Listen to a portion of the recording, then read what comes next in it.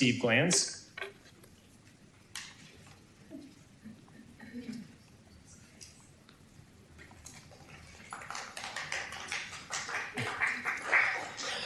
Hi, my name is Steve Glanz. I'm a Novato resident and a member of a group called Wire Novato.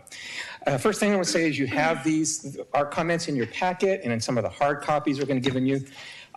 There may be some last minute changes, and I'll work with the clerk in getting those to you. I attest and affirm that the following statements are true, accurate, and within my personal knowledge. On February 25th of this year, AT&T submitted use permit applications to install 4 small wireless telecommunication facilities in Novato. These are antennas and transmitters typically associated with 4G signals, but are also primed for 5G. I'm asking council to deny these 4 applications. Now, you might notice that this hall is not teeming with neighbors who actually live in those affected neighborhoods. That is because the Novato Planning Division chose not to comply with its responsibility to residents. They should have sent out public notice to those living within 600 feet of the proposed installation upon receipt of the application. Instead, they have known for 2 months, and the public still hasn't been notified. We're asking the city to direct the Planning Division to notify the public immediately, to hire neutral radio frequency engineers and legal consultants at the applicant's expense, which our ordinance allows the city to do, so that the city can be fully informed and not misinformed by industry-backed so-called experts. The city can, in fact, deem all wireless facility applications incomplete until the FCC completes the DC Circuit Court mandated environmental review of their entire small cell rollout. If these applications are approved, it will be an incomplete violation of our ordinance. We've asked the Planning Division to keep us updated if the AT&T submits its supplemental application. Our query has gone unanswered until just today, and the answer was no. We've asked the Planning Division if they will attach our emails to the applications file in an open records format, searchable on the Novato website. Our query has gone unanswered. We've asked the Planning Division if they will even post the applications and incompletion letters on the City of Novato website. Again, no answer.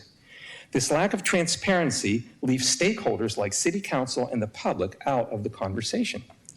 Novato's ordinance is temporary and needs to be made even stronger and more protective of residents with cooperation from council.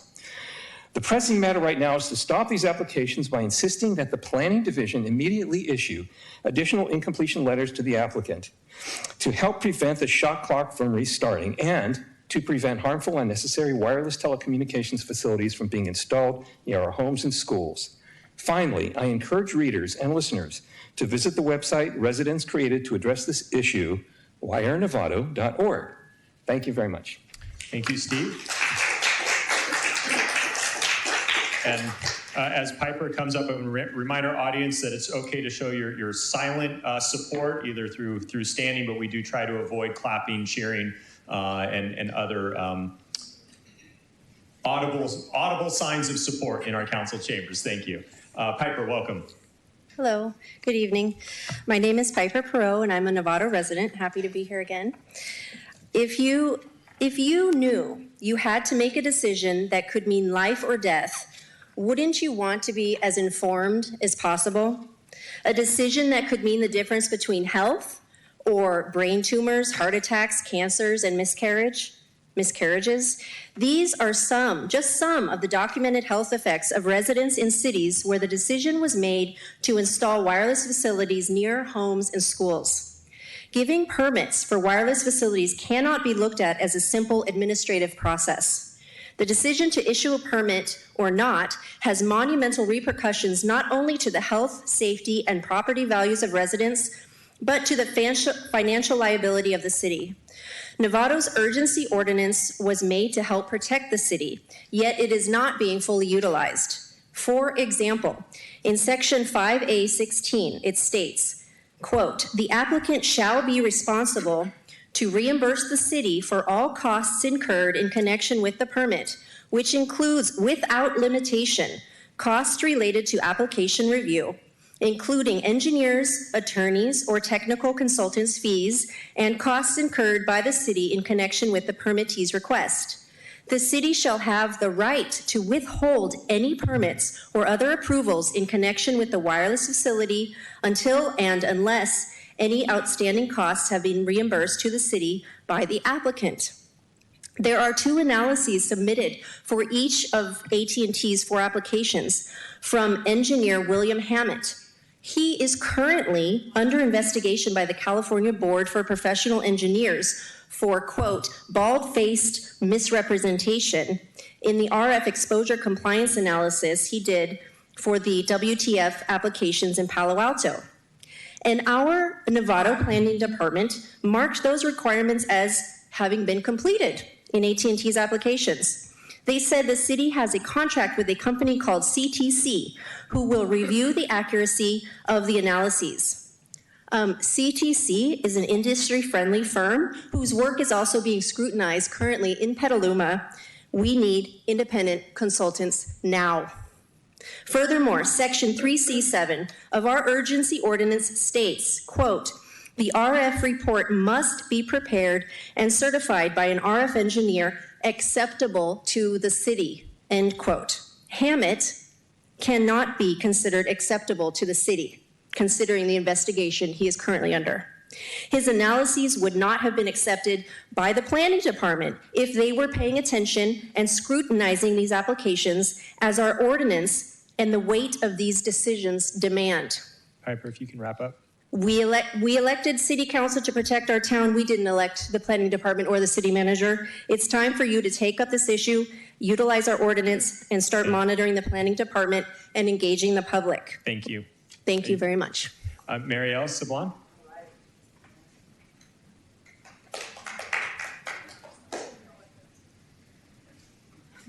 Hello. My name is Marielle Sablon, and I'm a Novato resident. I attest and affirm that the following statements are true, accurate, and within my personal knowledge. We are asking the city to do the following. Direct the planning department to require, oops, I'm so sorry, I forgot to get that in my clock's ready. Direct the planning department to require much more detailed evidence from AT&T to ensure compliance with all relevant federal, state, and local laws as required by Novato's own wireless ordinance. Hire independent radio frequency and legal consultants to fully evaluate the applications and provide expert advice to the city at AT&T's expense as stipulated in our ordinance. Number 3, deem all WTF applications incomplete until the FCC completes the DC Circuit court-mandated National Environmental Policy Act review on all wireless facilities. Force the planning department to be transparent in the application process, including giving timely public notice, placing all relevant data on the website as soon as it arrives, and adhering to our ordinance. The council needs to immediately pass a stronger wireless ordinance that more fully protects residents, including no WTFs within 1,500 feet of residences. Mayor Lucan, the city's hands are not tied. Top telecom attorney Scott McCulloch stated recently in an interview, a city can, I quote, a city can say we don't want these things in residential areas, in a residential area. The only exception is that if the wireless provider can show that it must put a WTF at a specific location in a residential area because that is the only way that they can provide the telecommunication services, meaning not putting it there would result in an effective prohibition of the ability to make outdoor wireless phone calls, proving that it is a hard task for a wireless company unless they can prove it as effective prohibition of telecommunications service. A city can deny the WTF. So an ordinance a city can pass is, we are saying nothing in residential areas. Indeed, we are saying nothing within 1,500 feet of any residential area.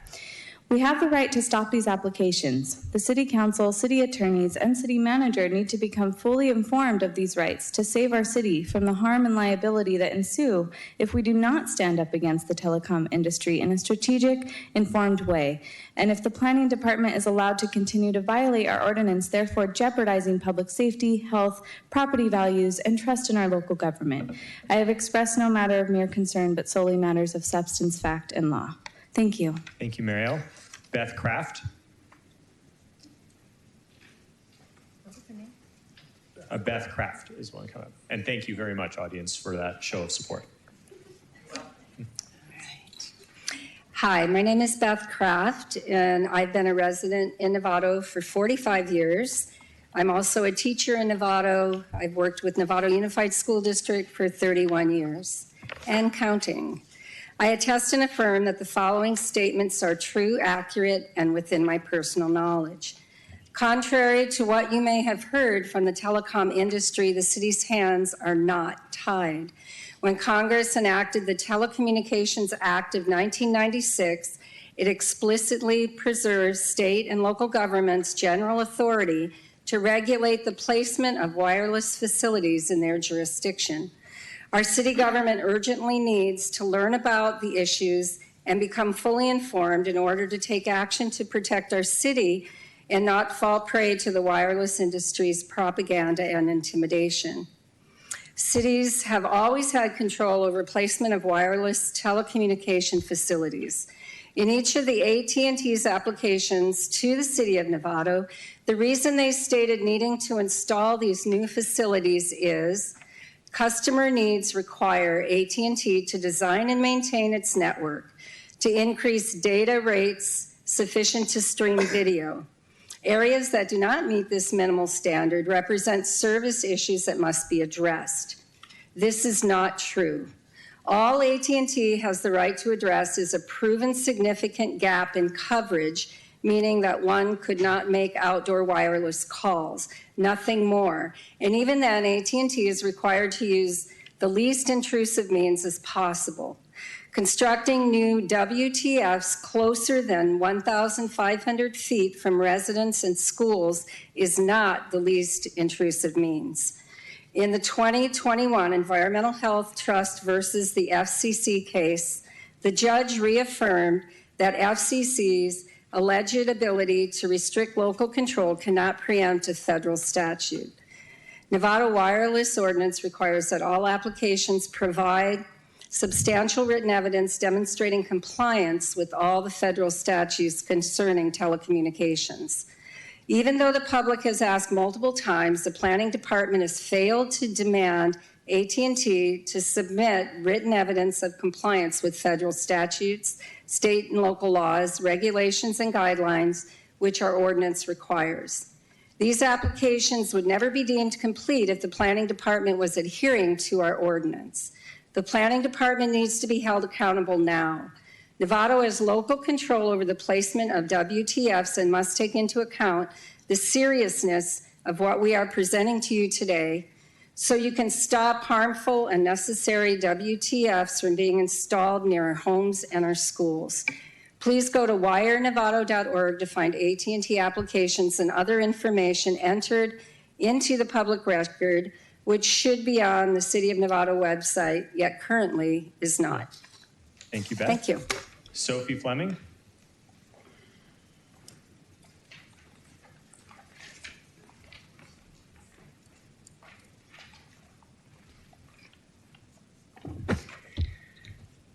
Hello, my name is Sophie Fleming and I have children that live in Novato.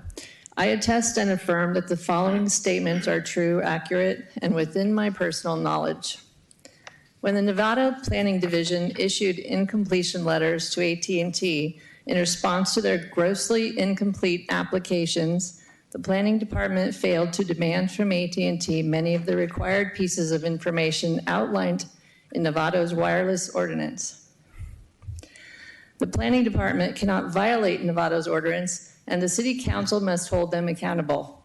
Our residents' health, safety, and property values are at stake. The full list of violations we have found after reviewing AT&T's applications and speaking with the Planning Department are posted on wirenovato.org and have been submitted to both the Council and the Planning Department and have also been entered into the public record. Here are just a few examples. Number one, AT&T and its agents did not submit the required stamped addressed envelopes and mailing lists for all properties within 600 feet of a proposed installation. Brett from the Planning Department stated they felt it would be easier for them to do it. They received the applications on February 25th and still have not notified the public.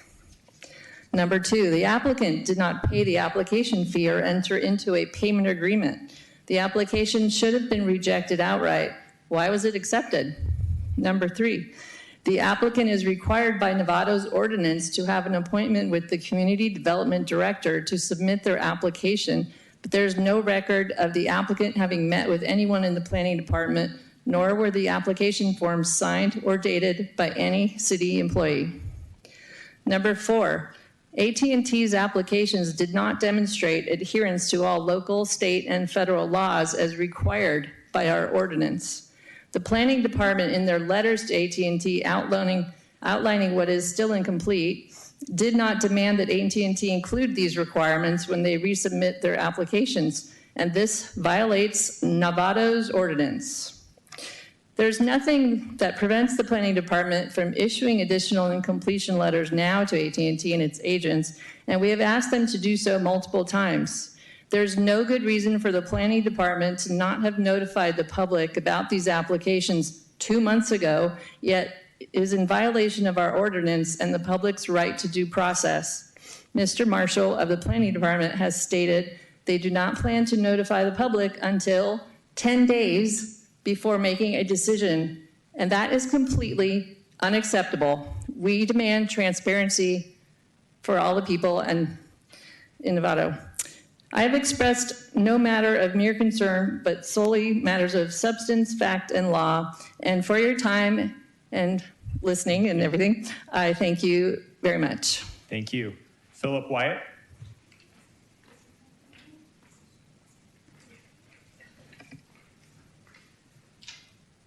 Good evening, Council. My name is Philip Wyatt. I'm a resident of Novato, and I attest and affirm that the following statements are true, accurate, and within my personal knowledge. Okay, in 2021, CAAB 537 was passed and became effective in January of 2022. For wireless telecommunications facilities, a shot clock, quote unquote, was codified into state law. Localities must approve or deny permit per FCC timing rules, otherwise the application is deemed approved. California Government Code Section 65964.1 says, quote, an application for a wireless telecommunications facility shall be deemed approved if all of the following occur. The city or county fails to approve or disapprove the application within a reasonable period of time in accordance with the time periods and procedures established by the applicable FCC rules. The reasonable period of time may be told to accommodate timely requests for information required to complete the application. 2, the applicant has provided all public notices regarding the application. 3, the applicant has provided notice to the city that the reasonable time period has lapsed and that the application is deemed approved. Within 30 days of the notice provided, the city may seek judicial review of the operation of this section on the application. Okay, it looks as though that AT&T and its agents are not complying with the terms of AB 537, so they cannot enforce their shot clock rights under CA law. It is possible that AT&T will not resubmit this application if they know that our city is aware of its rights and demands information that AT&T must provide, but will not be able to because they, in fact, cannot justify placing WTFs where they have proposed to install them.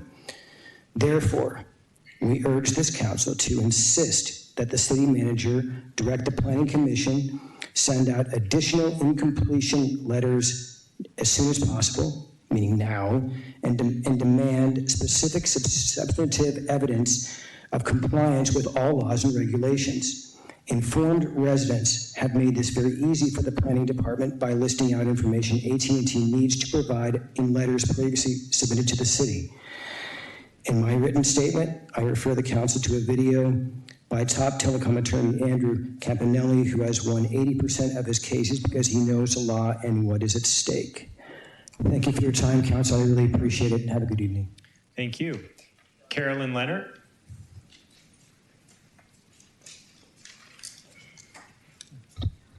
Good evening, Mr. Mayor, council, and staff. I'm Carolyn Leonard, San Rafael. I'm in my 21st year as a Marin realtor, and I work in your fair city and want to report to you that buyers and sellers are expressing concern about cell towers in their neighborhoods. And I want to present to you the statewide mandatory disclosures, ages 8 and 9, include cell towers as a hazard along with military ordinance. That's the category of hazard here. Marijuana growing operations. This is not nothing. This is a recognized damage to neighborhoods.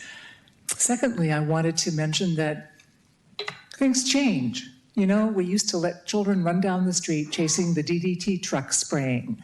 We used to have doctors that prescribed smoking.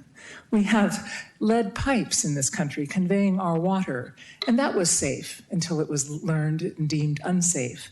Alar was sprayed on our apples until it was deemed unsafe. Arbest was stuck in our milk to increase quantities of milk in cows. All of these things are experiments on the public, and they're inappropriate when they threaten life, health, safety, and well-being, as well as the value of our neighborhoods. Last 2 weeks ago, a longtime 40-plus year resident testified here that if this continues, he's leaving. And I work with people who call me and say, I'm desperate. I need enough land so I can get away from the radiation. People are becoming informed, and they're not accepting this kind of damage and degradation of their environment. So please, see that your planning department, at the very least, notifies the neighbors. And please upgrade the Novato ordinance so that it can protect the well-being and the economy and the thriving of Novato and all of Marin in its future. Thank you for your time. Thank you. Janine Para. Welcome, Janine. Good evening. I wasn't planning to speak. I wanted to support my fellow compadres here regarding the issues about the wireless installation, and really shocked at the facts. I assume they're facts that I heard, and I hope you're hearing that seriously, and that you hold the city manager to do his job thoroughly to investigate this and clean up what sounds like a mess in the procedures. I've been on boards for many years, and I was surprised when, Denise, when you were doing your report under the reports from City Council and City Manager, which is an agenda item, I believe. And after each agenda item, the public is allowed to speak.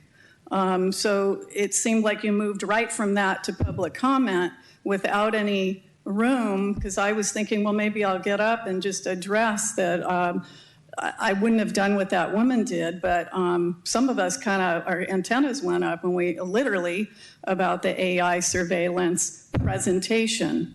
I was just at the Board of Supervisors for the county, and I've noticed that they have done a better job here recently at their last 2 meetings, where after each agenda item, and the board has time to talk after agenda items. Obviously, you can deliberate, and then the public gets to comment. And so they were allowing, they were literally addressing it each time, which they didn't used to do. And we've been scrutinizing them about their lack of holding to the Brown Act. So I would like you to, pay attention to that, and because some people have never been to board meetings and don't know how that works. So let's be transparent and clear so people don't feel like they're not being heard or having a chance to talk, which is what the Brown Act is all about. So thank you. Thank you. Trevor Crowder.